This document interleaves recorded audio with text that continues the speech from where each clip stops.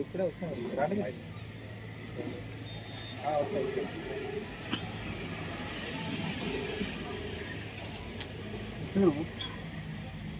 వచ్చినా పంచు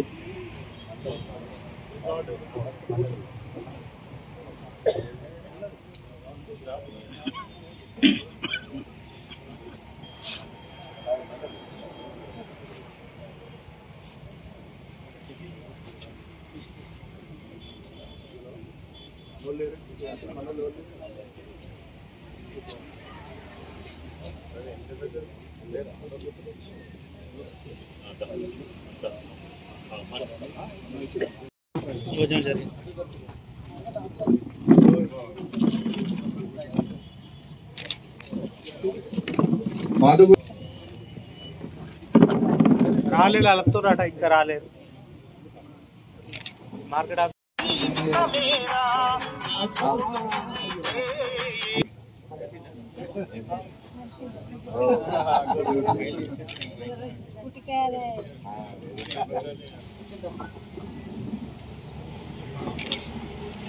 అనుమల్ల మాధురి 60,000.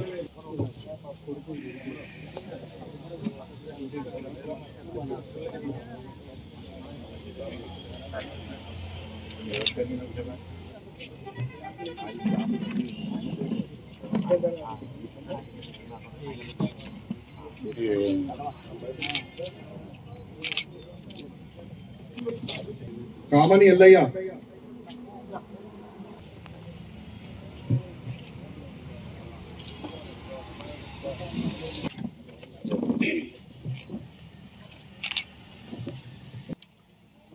మన నియోజకవర్గంలో 2,85,000 ఒక సింగిల్ చెక్ ఇచ్చినాం. ఒక హైయెస్ట్ మీకు ఇప్పుడు మీకు అయిన ఖర్చుకు దీన్ని స్పెషల్గా రాపిచ్చి 2,85,000 రూపాయలు స్పెషల్గా వీళ్ళకి వచ్చిందన్న. మన ప్రజాప్రతినిధులు కావచ్చు, ప్రతి ఒక్కరికి సీఎం రిలీఫ్ ఫండ్ వచ్చినందుకు. ఎందుకంటే ఈ సీఎం రిలీఫ్ ఫండ్ అనేది చాలా పేదవాళ్ళకు ఉపయోగపడుతుంది. ఎందుకంటే ఈ ఇందిరమ్మ ఇల్లు కావచ్చు, పేదవారికి కోసం పెట్టినటువంటి ఈ సహాయ నిధులు చాలా మన పేద ప్రజలకు బాగా, ఎందుకంటే ఇప్పుడున్నటువంటి పరిస్థితులలో ఈ ప్రభుత్వం ఆదుకోవడం జరుగుతుంది. ఎందుకంటే ఈ రోజు మనకు ఇక్కడ నరసింహరావు అన్న గారు ఈ నియోజకవర్గానికి ఒక కమిటీగా చైర్మన్ గా ఉన్నారు, ఇన్ఛార్జిగా ఉన్నందుకు మాకు కృతజ్ఞతలు తెలియజేస్తున్నాము.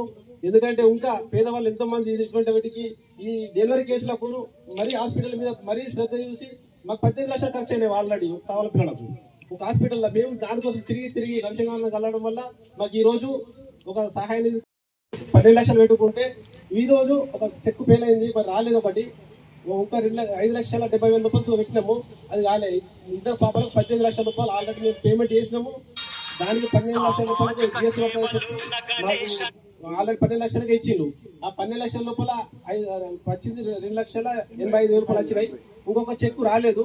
అది ఎక్కడ మరి మిస్టేక్ జరిగిందో మన నరసింహన్న గారిని నేను మనస్ఫూర్తిగా అభినందిస్తూ మీ కాంగ్రెస్ ప్రభుత్వానికి నేను తల వంచి నమస్కరిస్తున్నా, చేతులు జోడిస్తున్నా.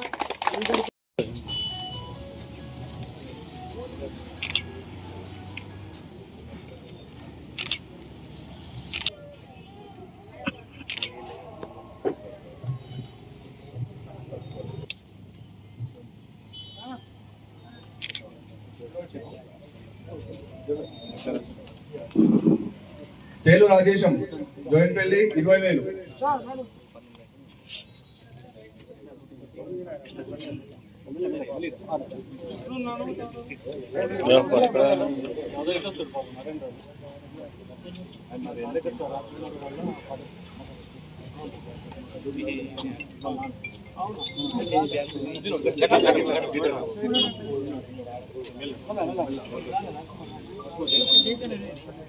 బాబు గిట్టిడు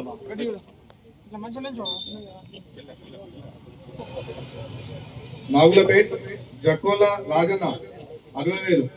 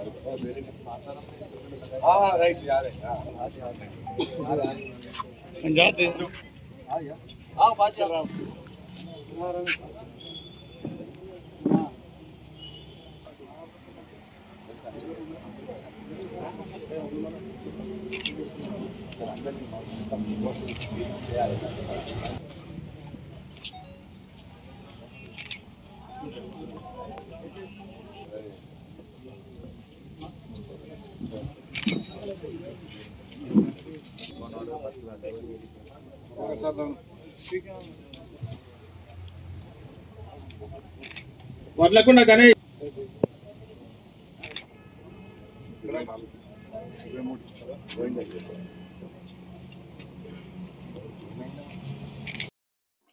ముఖ్యంగా ఈరోజు ముఖ్యమంత్రి సహాయ నిధికి వెళ్ళి 19,46,500 రూపాయలు కొరుట్ల మండలం కొరుట్ల పట్టణానికి ఇవ్వడం జరిగింది. అందులో కొరుట్ల మండలంలో 11,08,000 కొరుట్ల మండలం, 8,38,500 రూపాయలు కొరుట్ల టౌన్, మొత్తం కలిపితే 19,46,500 రూపాయలు ముఖ్యమంత్రి సహాయ నిధికి వెళ్ళి లబ్ధిదారులందరికీ కూడా అందజేయడం జరిగింది. మనం గత కొద్ది రోజుల నుంచి కూడా ఎవరైనా అనారోగ్యానికి గురై హాస్పిటల్లో అడ్మిట్ అయితే ఎప్పుడు కూడా వచ్చినప్పుడు అలా చెప్తా ఉన్నాం, ఈ ప్రభుత్వం వైద్యకు విద్యకు ముఖ్యంగా ఎక్కువ ప్రాధాన్యత ఇస్తా ఉన్నది మీ అందరికి తెలిసిన విషయం. ముఖ్యమంత్రి గారు గత కొద్ది నెలల నుంచి కూడా హాస్పిటల్స్ కానివ్వండి, గవర్నమెంట్ హాస్పిటల్స్ కానివ్వండి, బడుగు బలహీన వర్గాలు ఏదైతే ఊర్లలో ఉంటున్నారో వాళ్ళందరూ కూడా ఆర్థికంగా ఇబ్బంది ఉన్న వాళ్ళందరికీ ఆర్థిక సాయం చేస్తామని చెప్పిన ప్రభుత్వం కాంగ్రెస్ ప్రభుత్వం. దానికి అనుకూలంగా ఎవ్వరు కూడా హాస్పిటల్ అడ్మిట్ అయినా కూడా వాళ్ళందరూ ఎవరైతే తీసుకొచ్చి బిల్స్ తీసుకొచ్చి ఇస్తున్నారో తొందరలోనే మరి ముఖ్యమంత్రి సాయ నిధికి వెళ్ళి డబ్బులు ఇప్పిస్తా ఉన్నాం. ఇవాళ ఐలాపూర్ గ్రామంలో ప్రెగ్నెన్సీ ద్వారా వాళ్ళకి ఇబ్బంది వస్తే వాళ్ళకు డబ్బులు బాగా ఖర్చు అయితే అందులో భాగంగా ఇలా 2,85,000 రూపాయలు మనం ఈరోజు మంజూరు చేయడం జరిగింది. అట్లే ఇక కొరుట్ల పట్టణంలో 1,72,500 రూపాయలు కూడా ఇవ్వడం జరిగింది వారికి హార్ట్ ఆపరేషన్ అంటే. సో ఇలాంటి పెద్ద పెద్దవి కూడా ఏమన్నా అయితే ఉంటే ముఖ్యమంత్రి సహాయ నిధికి వెళ్ళి మనం డబ్బులు ఇప్పిస్తా ఉన్నాం. వాళ్ళు గత ప్రభుత్వంలో మాటలు చెప్పిండ్రు, ఇక్కడ ఉన్న వాళ్ళందరూ కూడా మరి మన దగ్గరికి వెళ్ళే ఇబ్బందులు పెడితేనే అటు పోయిన వాళ్ళు. నిన్న ఎమ్మెల్యే గారు చెప్తున్నారు ఏదో మీటింగ్ లో, మల్లాపూర్ మీటింగ్ లో చెప్తా ఉన్నారు, మేమాట ఇంద్రమ్మ ఇండ్లు ఇస్తామని చెప్పి పార్టీలో చేర్చుకుంటున్నారు, భయపెట్టించి పార్టీలో చేసుకుంటున్నారు, భయపెట్టించుడు భయభ్రాంతులు మా సంస్కృతిలో లేదు. కాంగ్రెస్ పార్టీలో మీరు 10 సంవత్సరాలు ఈ ప్రాంత ప్రజలను భయాందోళనకు గురి చేసి అరాచక పాలన చేసి అవినీతి పాలన చేసి మీరు అందరినీ భయపెట్టించి బాండ్ పేపర్లు రాసుకున్న సంస్కృతి మీకున్నది. ఇక్కడ ఎమ్మెల్యే అంటే మీకు ఇక్కడ ఉన్న కౌన్సిలర్ల మీద నమ్మకం లేక బాండ్ పేపర్లు రాసుకున్నారు మీరు. అది మాట్లాడండి. కానీ మీరు ఇక్కడ నుంచి భయపెట్టిస్తున్నారు. పార్టీ మీ పనితనం కాదు, మీరు పని చేయలేరు. కాంగ్రెస్ పార్టీ అభివృద్ధి చేస్తుంది. కాంగ్రెస్ పార్టీ తోటి ఉంటేనే మా ప్రాంతం అభివృద్ధి చెందుతుంది అన్న ఉద్దేశం కొద్దీ వాళ్ళు స్వచ్ఛందంగా ప్రేమతోటి కాంగ్రెస్ పార్టీలో చేరుతా ఉన్నారు. అంతే తప్ప మేము నిజంగా కూడా భయపెట్టిస్తే మీకు దగ్గర 4 కంటే ఎక్కువ మిగిలరు. మేము మా సంస్కృతి భయపెట్టించే సంస్కృతి కాదు అని మరొక్కసారి మీకు తెలియజేస్తా ఉన్నాం. ఎందుకంటే మీలాంటి వాళ్ళు అలాంటి మాటలు మాట్లాడకూడదు. మీ దగ్గర ఉన్నప్పుడు ఎవరెవరు ఏం పని చేసినారు, ఎవరెవరు ఎన్ని భూములు ఎక్కడ అక్రమాలు చేసినారో మా దగ్గర లిస్ట్ ఉన్నది. మొన్న అయిన ఎలక్షన్లలో కూడా మీరు చూసినారు ఏం జరిగింది. 3వ పొజిషన్లో ఉన్నది టీఆర్ఎస్ పార్టీ అనేది. టీఆర్ఎస్ పార్టీకి ఇక స్థానం లేదు. రాబోయే రోజులలో కనుమరుగయ్యే పార్టీ ఏదైనా ఈ రాష్ట్రంలో ఉందంటే ఇలా టీఆర్ఎస్ పార్టీ. మొన్న పార్లమెంట్ ఎలక్షన్లు మాకు 12 సీట్లు వస్తాయి, 10 సీట్లు గుండు 0. ఇప్పటికైనా అర్థం చేసుకోండి. ప్రజల దగ్గర మీరు విశ్వాసం కోల్పోతా ఉన్నారు. మీరు ఇచ్చిన హామీలు ఏవి కూడా నెరవేర్చలేదు. మీరు ప్రజలను ఎంత మభ్యపెట్టి ఏం చేసినా కూడా ప్రజలు మిమ్మల్ని నమ్మే పరిస్థితులు లేరు. ఎందుకంటే మీ పార్టీలోనే సరిగ్గా లేదు. మీ దగ్గర ఉన్న సొంత పార్టీలో కవితకు కేటీఆర్కు వాళ్ళిద్దరి మధ్యన సమస్య ఉన్నది. ఆధిపత్య పోరు నడుస్తా ఉన్నది. మీ సొంత పార్టీలో ఉన్న మీ చెల్లెనే మరి కేటీఆర్ నాయకుని లెక్క అంగీకరిస్తలేదు. మరి ఇక్కడ ఎమ్మెల్యే గారు మా మీద, కాంగ్రెస్ పార్టీ మీద ఎప్పుడు మా ముఖ్యమంత్రి మీద ఎప్పుడు నిందలేస్తా ఉంటారు. ఎస్, మేము ఇచ్చినప్పుడు మీరు చెప్పండి కళ్యాణ్ లక్ష్మి మేము కాంగ్రెస్ పార్టీ కళ్యాణ్ లక్ష్మి ఇస్తుందని చెప్పండి. కానీ మీరు మీటింగ్లలోకి వెళ్తే కేసీఆర్ పేరు చెప్పుడు, ముఖ్యమంత్రిని తిట్టుడు, ఇవన్నీ దయచేసి మానుకోండి. మీరు ప్రతిపక్షంలో ఉన్నప్పుడు పాలక పక్షానికి సూచనలు ఇవ్వండి.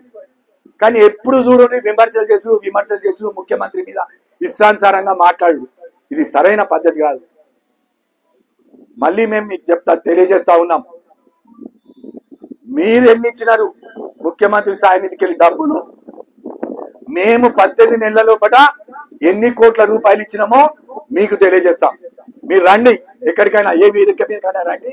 మేము ఈ 18 నెలల మీరు 5 సంవత్సరాల్లో మీరు ఎన్ని ఇచ్చినారో మేము 18 నెలల లోపల మీకంటే డబ్బులు ఇవాళ ముఖ్యమంత్రి సాయం నిధికి వెళ్ళి ఇచ్చినాం. ఇవాళ ఊర్లలో సీసీ రోడ్లు వేస్తా ఉన్నారు, ట్రైన్లు కడతా ఉన్నాం, సన్న బియ్యం ఇచ్చినాం, రేషన్ కార్డులు ఇచ్చినాం. ఇన్ని చేస్తా ఉంటే మీరు ఓర్వలేక నిందలేస్తా ఉన్నారు. ఇవాళ మా అభివృద్ధి చూసి కాంగ్రెస్ పార్టీలో చేరుతా ఉన్నారు. ఇలా ఇక్కడ పోయినా 21,000 కోట్ల రూపాయలు రుణమాఫీ చేసినాం. 9 రోజులల్లా రైతు భరోసా చేసినాం. మీ లెక్క కొన్ని రోజులు వేసి మళ్ళీ ఆపి కొన్ని రోజులు వేయలే. ఎస్, మా ముఖ్యమంత్రి గారు వేస్తామని చెప్పారు. ఇవాళ రైతుల కోసం, రైతుల ప్రభుత్వం, రైతు సంక్షేమం కోసం ఈ ముఖ్యమంత్రి గారు మాట్లాడుతూ ఉన్నారు. తప్పకుండా రైతులకు అండగా ఉంటాం. మీ లెక్క మాటలు చెప్పి చేయలేదు. అట్లా చెప్తే మీరు ఎన్నో మాటలు చెప్పారు. మేము ఇచ్చిన హామీలు ఒకటి తర్వాత ఒకరిని నెరవేరుస్తా ఉన్నారు. మీరు ఇంటింటికి ఉద్యోగం అన్నారు, దళితులకు 3 ఎకరాల భూమి అన్నారు. ఎక్కడ పోయినాయి మీకు డబుల్ బెడ్రూమ్ ఇండ్లు అన్నారు. మీరు ఇచ్చిన ఇండ్లు ఎక్కడ పోయినాయి? మీరు మొత్తం నియోజకవర్గానికి ఇచ్చిన ఇండ్లేని. మేము ఇలా 3,500 ఇంద్రమ్మ ఇండ్లు ఇచ్చినాం. మేము నియోజకవర్గం, మేము మాటలకు కట్టుబడి ఉన్నాం. మేము ఇచ్చే హామీలు నెరవేరుస్తాం ఒకటి తర్వాత. మీరు చేసిన అప్పులకు మేము ఇంట్రెస్ట్ కట్టలేక ఇబ్బంది పడతా ఉన్నాం. ఈ ప్రభుత్వం అయినా కూడా ప్రజా సంక్షేమం కోసం, ప్రజల కోసం నానా ఇబ్బందులు పడుతూ ఈ ప్రభుత్వం ఇలా 1వ తారీఖు లోపల జీతాలు ఇస్తున్నాం. గత ప్రభుత్వంలో ప్రభుత్వ ఉద్యోగులకు 15వ తారీఖు వరకు జీతాలు పడలేదు. మీరు విమర్శలు చేసినప్పుడు ఆలోచించుకొని చేయండి.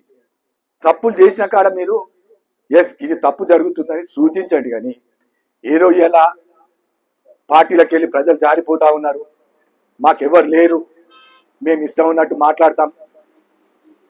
మీ అంత అరాచకం ఎవరు చేసి నిన్న పోలీసుల గురించి మాట్లాడుతూ ఉన్నారు. పోలీసుల డిపార్ట్మెంట్ గత ప్రభుత్వం వాడుకున్నంత ఎవరైనా వాడుకున్నారా? మీరు ఫోన్ ట్యాపింగ్ లో ఎంతమందిని మీ ఫోన్ ట్యాపింగ్ వల్ల ఇలా వాళ్ళంతా కుటుంబాలని సర్వనాశనం చేసింది. ఇవల్ల మీకు మాట్లాడే హక్కు లేదు, ఓట్లు అడిగే హక్కు లేదు. ఎందుకంటే విమర్శలు చేసినప్పుడు కొంచెం మాట మర్యాదగా చేయండి. ఇవాళ మేము మాట్లాడేది రాండ్రి పోండి మాట్లాడుతున్నాం. మీరు మాట్లాడిన వీడియో చూడండి. మేము ఆ భాష మాట్లాడితే మీరు ఇక్కడ తలెత్తుకొని తిరగలేదు. మేము మాట్లాడాల్సిన అవసరం లేదు, మా కార్యకర్తలు మాట్లాడితే. ఇవాళ ఆ రోజు ధర్నా చేస్తే, రైతులు ధర్నా చేస్తే రాయేషిని మొత్తం మందిని అరెస్ట్ చేశారు. ఏం మాట్లాడుతుండ్రు మీరు? పోలీసులు మమ్మల్ని అందరినీ నిర్బంధిస్తున్నారు. మేము ప్రతిపక్షాలు ఉన్నప్పుడు ఇక్కడ ఉన్న నాయకులు అందరూ ఉన్నమాట. ఎక్కడికి కాళేశ్వరం చూద్దామని మేము అందరం బయలుదేరితే నిర్బంధించినాం, హౌస్ అరెస్ట్ అన్నారు. ప్రతి ప్రోగ్రామ్ కు ఎక్కడ చూసినా హౌస్ అరెస్టులు చేసింది. ఇవాళ మేమేం అట్లా చేస్తలేమే, ఎవరి మీద కేసులు పెడతలేమే. మేము ఇక్కడ ఉన్న నాయకులకు, బీఆర్ఎస్ పార్టీ నాయకులు ఒక దగ్గర సూచన చేస్తా ఉన్నాం. మీరు మాట్లాడే మాట మర్యాదగా ఉండాలి. ముఖ్యమంత్రి గారి మీద కానీ, మంత్రుల మీద కానీ, ఎవరి మీద మీరు ఏం మాట్లాడుతున్నారు, ఎట్లా మాట్లాడుతూ ఉన్నారు అని దయచేసి మీరు మళ్ళీ చెప్తా ఉన్నా, మాట్లాడేటప్పుడు ఆచితూచి మాట్లాడండి. ఏదో మీ ఉన్న నాయకత్వాన్ని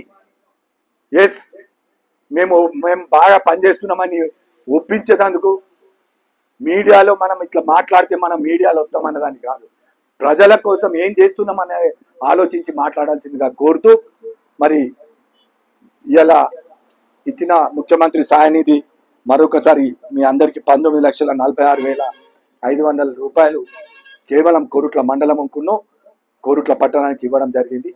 మరి ముందు కూడా ఇక్కడ కుటుంబాలు ఎవరైనా అనారోగ్యంతో ఇబ్బంది పడి హాస్పిటల్లో ఉంటే తప్పకుండా వారందరికీ మేము ఆదుకుంటామని తెలియజేస్తూ, మరి నాకు ఈ అవకాశం ఇచ్చిన